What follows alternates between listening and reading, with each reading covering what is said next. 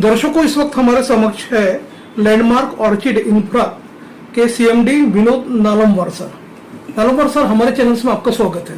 नमस्कार सर, हम आपसे ये जानना चाहेंगे कि जो लो कॉस्ट और अफोर्डेबल सेगमेंट में किस तरह के आपके प्रोजेक्ट्स चल रहे हैं, किस तरह का स्टेटस है प्रोजेक्ट्स का, उस बारे में हमारे बायर्स को बताइए आप। अभी लो कॉस्ट प्रोजेक्ट्स की बहुत सारी अपॉर्चुनिटीज़ है और उसमें सेगमेंट भी काफ़ी है। जैसे कि वो एक पर्टिकुलर एरियाज, जैसे हमारा पैसा हो गया, पिपला हो गया, गोगली हो गया, देन हमारा मनीष नगर का आउटर हो गया, तो इसमें लो कॉस्ट प्रोजेक्ट का काफ़ी अपॉर्चुनिटीज़ है और वहाँ पे हमारे प्रोजेक्ट भी चल रहे हैं। तो सर, ये भी देखा गया है कि अभी जैसे जो प्रोजेक्ट्स जो चल रहे हैं, बिल्डर्स के लोगों के तरफ से काफी लिक्विडिटी ऑफर्स दिए जा रहे हैं, तो आप ये बताइए कि अभी बायर्स का मार्केट काफी अच्छा चल रहा है, प्रॉपर्टी मार्केट में बूम है, तो किस तरह के ऑफर्स है आपके? अभी हमारे पास सर सभी सेगमेंट के प्रोजेक्ट है। जैसे कि मेरे पास अभी प्रीमियम प्रोजेक्ट्स भी है, जैसे रामनगर हो गया, लक्ष्मी नगर हो गया, शिवाजी नगर हो गया। यहाँ पर कैसा है, सीजन के हिसाब से कुछ चेंज नहीं होता है। यहाँ पे क्या होता है कि जिनको यहाँ इस पर्टिकुलर लोकेशंस में प्रोजेक्ट चाहिए होते हैं, फ्लैट चाहिए होते हैं, वो कभी भी चलते हैं।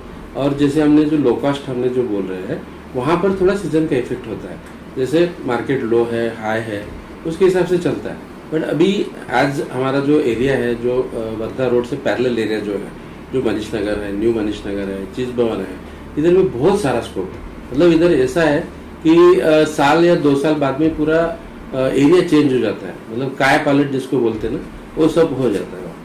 वहाँ काफी चांसेस है। नागपुर वैसा देखा गया तो स्मार्ट सिटी में आ गया है, काफी यहाँ पे इंटरनेशनल एयरपोर्ट से लेकर हर चीज शुरू हो रही है, मेट्रो चालू हो गया, अभी लोगों का काफी रुझान बढ़ते जा रहा है। तो जब हम बिल्डशिप की जब बात करते हैं, तो किस तरह का मटेरियल्स आपने इसमें यूज किया जाता है, उस बारे में बताइए। देखिए कैसा है, मटेरियल की क्वालिटी और हर चीज का जो हम मटेरियल इस्तेमाल करते हैं, जैसे कि टाइल्स हो गया, आउटर पेंट हो गया, अंदर के जो एक्सेसरीज है, ये सारे अभी दिन ब दिन चेंज होते जा रहे हैं। उसमें काफ़ी टेक्नोलॉजी आ गई।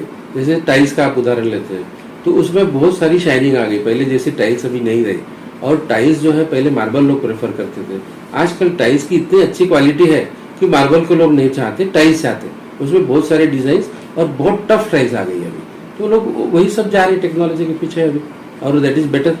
जैसे कि आपने जिक्र किया कि आपके प्रोजेक्ट्स रेरा और रजिस्टर्ड है, तो आप ये बताइए कि रेरा के अंतर्गत किस तरह का रजिस्ट्रेशन की आवश्यकता होती है और उसके जो नॉर्म्स रेगुलेशंस है, किस तरह से आप लोग फुलफिल करते हैं, उस बारे में बताइए। जो है कि अभी रेरा के 2 नियम है। आइदर आपका 5000 स्क्वायर फीट से अगर प्लॉट बड़ा है या मोर देन 8 फ्लैट्स है, तो रेरा रजिस्ट्रेशन इज मस्ट। तो हमारे अभी 4 प्रोजेक्ट रेरा के अंदर में है। और जो फॉर्मेलिटीज रेरा की होती है, वो स्टार्ट होती है अपनी एनएमसी या एनआईटी से। अगर एनएमसी में आपका प्लान सैंक्शन हो रहा है, एनआईटी में प्लान सैंक्शन हो रहा है, तो प्लान के साथ साथ में जो भी डॉक्यूमेंट्स आते हैं, उसके बाद में हमको डीड ऑफ डिक्लेरेशन बनाना पड़ता है और ये सारे डॉक्यूमेंट्स अपलोड होते हैं रेरा में। और रेरा वो डॉक्यूमेंट सारे वेरीफाई करके फिर वो सर्टिफाइड इशू करता है कि हाँ, और उसके साथ में हमको हमारा बैकग्राउंड का भी एक्सपीरियंस देना होता है कि हमने इतने प्रोजेक्ट्स किए हैं, उतने रेरा के प्रोजेक्ट्स किए हैं, कंप्लीट भी किए हैं, वो बैकग्राउंड का भी हमको रेफरेंस उसमें देना होता है। तब एक आध महीने के अंदर में अगर सारे डॉक्यूमेंट सही है, तो आपका रेरा का रजिस्ट्रेशन आ जाता है, उसमें कोई दिक्कत नहीं आती। जैसे कि सर, आपके जो अपकमिंग प्रोजेक्ट्स है, यदि हमारे बायर्स और जो इन्वेस्टर्स है आपके इसमें बुक करना चाहते हैं, तो शुरुआत में क्या कंडीशंस है आपकी, उस बारे में बताइए। जैसे कि शुरू में हम जो प्रोजेक्ट जो भी लॉन्च करते हैं, उसमें एक मिनिमम बुकिंग अमाउंट रखते हैं। 1 लाख से 5 लाख रुपए तक का मिनिमम बुकिंग अमाउंट होता है। अब फिर जैसे ही उनकी फाइल सैंक्शन हो जाती है, अगर लोन वगैरह लेते हैं, तो फिर स्टेप बाय स्टेप जो पेमेंट्स होते हैं, जैसे बैंकों ने फॉर्मेट बना के रखा हुआ है कि ये प्लिंथ में हमने इतना पेमेंट लेना है, फर्स्ट फ्लोर में इतना पेमेंट लेना है, तो अकॉर्डिंग टू दैट स्टेजेस हम लोग पेमेंट लेते हैं।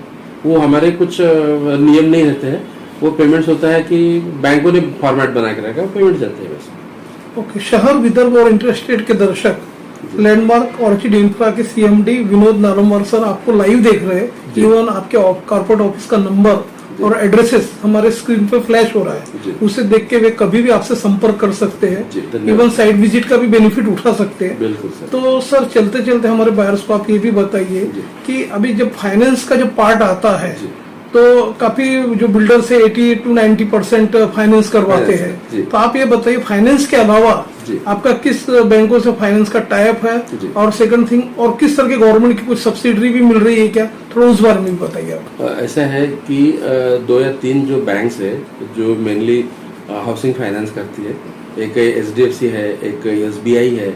ये बैंक का तो बहुत सारी करती है, बट जो कस्टमर का प्रेफरेंस है वो ये दोनों बैंकों के लिए रहता है। मेनली नेशनलाइज्ड बैंक में SBI आ जाता है और प्राइवेट बैंक में HDFC आता है, और उसके अलावा फिर सेंट्रल बैंक है, बैंक ऑफ इंडिया है, बैंक ऑफ बड़ौदा है, LIC हाउसिंग फाइनेंस है। यहाँ पर भी हम लोग अपनी फाइल जो है मास्टर फाइल रेडी करके रखते, सैंक्शन करके रखते। तो इस केस में क्या होता है कि कंज्यूमर को सिर्फ उनके अपने डॉक्यूमेंट देने होते हैं, हमारी फाइल ऑलरेडी ओके रहती है, तो उनकी लोन सैंक्शन होने में ज़्यादा दिक्कत नहीं जाती। तो ऐसा भी देखा गया कि लैंडमार्क ऑर्चिड इंफ्रा जो है ग्राहकों के बीच में काफी एक विश्वसनीय और जाना माना और चर्चित नाम